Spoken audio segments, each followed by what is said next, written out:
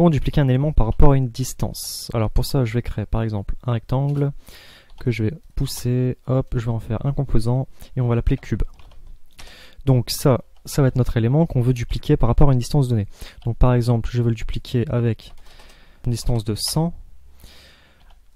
Donc plutôt que de le prendre, de le déplacer comme ça, de le mettre au bon endroit, d'appuyer sur CTRL pour le dupliquer, de cliquer, de refaire un mètre avec une distance de 100 et compagnie, si on doit faire ça avec 100 éléments, on n'a pas fini. Donc on a une technique beaucoup plus simple qui va automatiser le processus.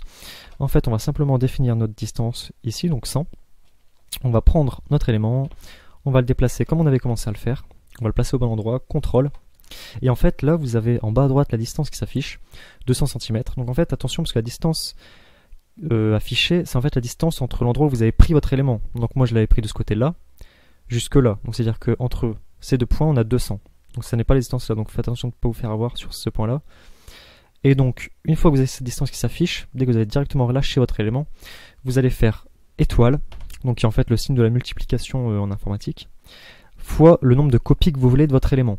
Donc si on veut, admettons, 10 fois l'élément, on va mettre fois 9, parce qu'on aura en fait 9 copies plus l'original. Donc ensuite, entrée, et vous avez votre duplication qui s'effectue. Donc on a bien 2, 4, 6, 8, 10 éléments. Donc de cette manière, vous pouvez facilement dupliquer votre élément un certain nombre de fois sur une distance égale. Maintenant, il y a aussi le signe diviser, donc le slash sur votre clavier qui fonctionne. Alors à quoi il sert ce signe de division? Donc là, dans le cas de la multiplication, c'était si on a une distance définie entre chaque élément. Pour ce qui est de la division, ça va être si vous connaissez la distance totale.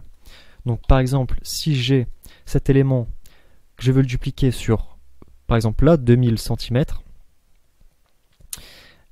mais que je ne sais pas la distance qu'il y aura entre chaque, je vais reprendre mon élément, donc de ce côté-là du coup, vu qu'il va arriver ici, CTRL, j'appuie, je vais faire diviser, donc vous pouvez le voir là en bas, le petit slash, par 9, mince, du coup il me l'a divisé par 9, et il m'a bien fait mes 9 copies plus l'original sur la distance totale.